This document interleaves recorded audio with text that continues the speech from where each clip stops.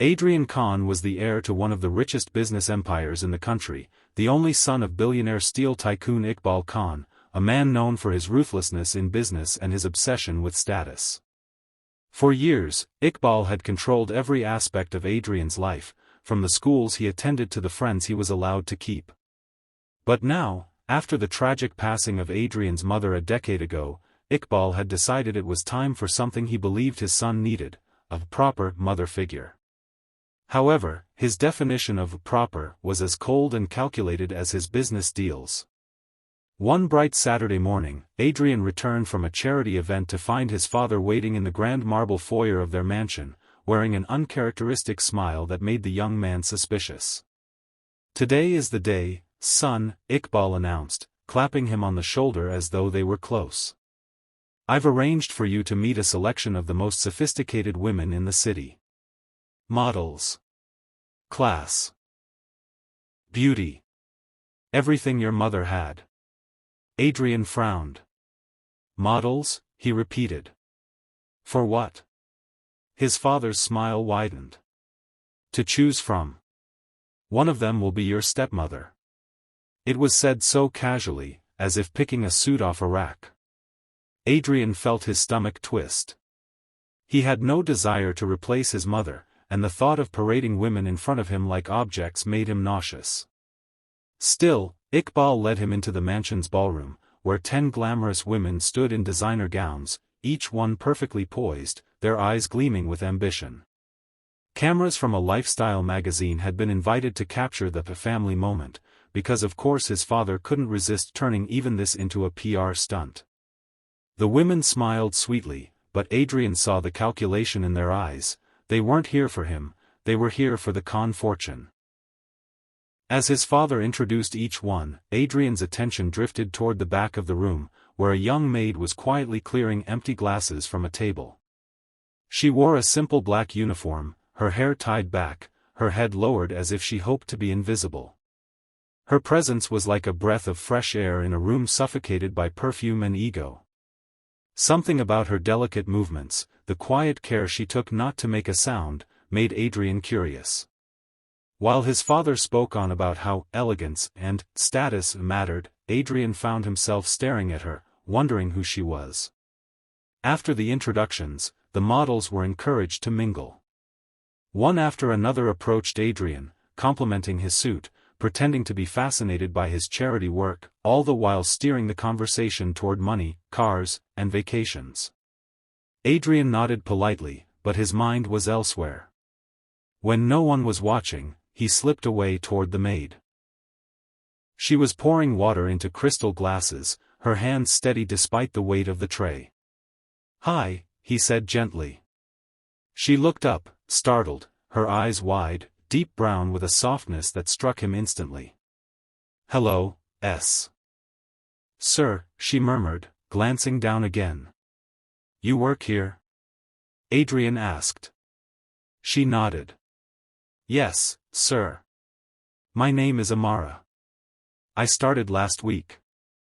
Her voice was quiet but carried a warmth the others lacked. They spoke for only a minute before she excused herself to return to her duties. But in that minute, Adrian felt something shift. Over the next hour, as the models continued to vie for his attention, he found himself searching for glimpses of Amara. He noticed how she helped an elderly gardener carry heavy pots, how she bent to speak kindly to the chef's young daughter who had wandered in, how she worked tirelessly without a single complaint. By the time his father gathered everyone to ask for his choice, Adrian knew exactly what he wanted, but it wasn't on the list his father had given him. "So," Iqbal said with a proud smile, "which of these fine women shall I call your mother?" Adrian took a deep breath. "None of them," he said clearly. Gasps filled the room. His father's smile faltered. "None? What do you mean, none?" Adrian's eyes scanned the room until they landed on Amara, who stood frozen by the doorway, still holding a tray. "If I have to choose someone," Adrian said, "I choose her." The room erupted in murmurs, the models exchanging shocked looks. His father's face turned red. "The maid," he barked. "Are you out of your mind? Adrian stood his ground. She's the only one here who's been real with me all day. She's kind. She's humble. She treats people with respect, not like they're pawns in some game. Amara looked stunned, shaking her head slightly. Sir, quiet. Iqbal snapped at her, then turned back to his son. You will not embarrass this family with such nonsense. You're choosing a wife for me, not for yourself. Exactly, Adrian said coldly.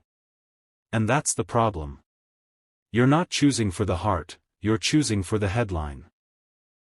The models, sensing the scene was going nowhere beneficial to them, began to leave, some muttering under their breath. Amara tried to retreat too, but Adrian stepped toward her. Stay, he said softly. Please. His father's jaw tightened. If you walk out of this room with her, you can forget about your inheritance.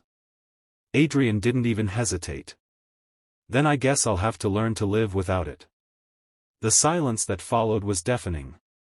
With one last glance at his father's furious face, Adrian took Amara's hand and led her out of the ballroom. She whispered urgently as they walked, "Why are you doing this? You don't even know me." Adrian smiled faintly. "I know enough. And I want to know more." That day marked the beginning of a storm that would shake the Khan Empire, because Iqbal Khan was not a man who accepted defiance lightly, and his son had just chosen love over legacy. The days following Adrian's choice were like living under a gathering storm. Iqbal Khan had never been challenged by his son before, and now, the humiliation of being defied publicly, in front of models, photographers, and society's gossip-hungry elite, burned in his veins like acid. The tabloids were already running headlines: billionaire's son chooses maid over models, the Khan heir throws away inheritance for love. For Iqbal, it wasn't just a personal insult, it was a blow to the carefully cultivated image of power and perfection he had built over decades. He moved quickly, instructing the head of household staff to terminate Amara's employment immediately. But when the order was delivered, Adrian was already at the maid quarters, helping Amara pack her few belongings into a small, worn-out suitcase. "You don't have to do this," she said softly, trying to hide the tremor in her voice. "You'll lose everything you've ever known.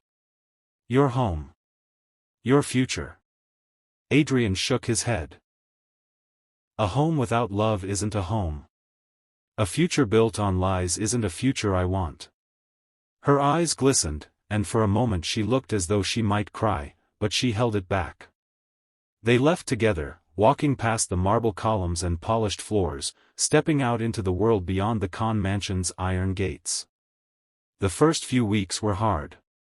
Adrian had grown up surrounded by luxury. Now, he shared a tiny apartment with creaky floors, leaky pipes, and no air conditioning. Amara insisted on working double shifts at a local diner to help with expenses, refusing to let him carry the burden alone. Adrian took odd jobs, delivering packages, repairing bicycles, tutoring high school kids in math, anything to earn enough to pay rent. The work was exhausting, but it was real, and for the first time in his life, Adrian felt grounded. Still, there was a shadow that followed them. Iqbal's presence loomed over every day. It started subtly. A landlord suddenly deciding to raise their rent, an employer mysteriously letting Adrian go without explanation, friends from his past avoiding him as if he carried a contagious stain.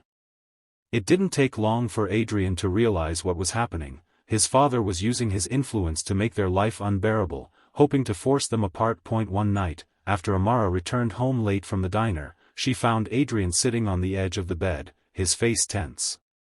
"We can't keep living like this," he said quietly. "Everywhere we go, he finds us.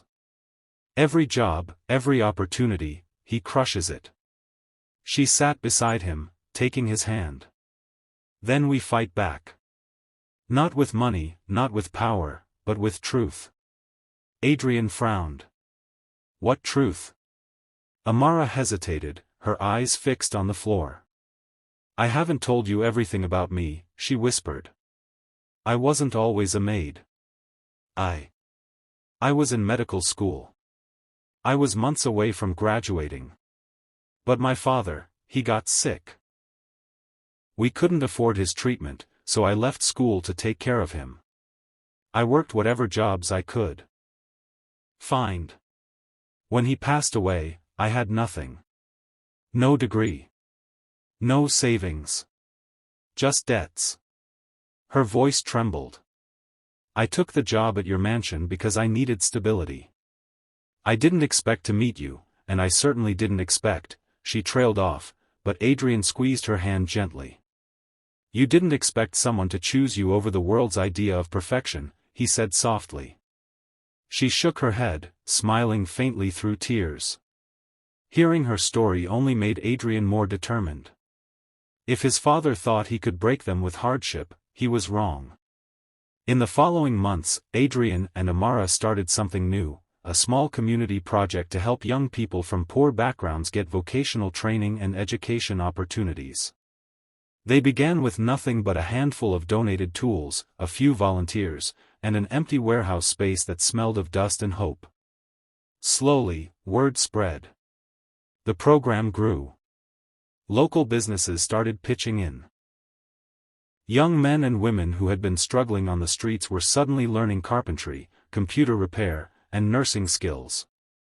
Adrian and Amara worked side by side every day, their hands blistered but their hearts full. Iqbal, watching from afar, was livid.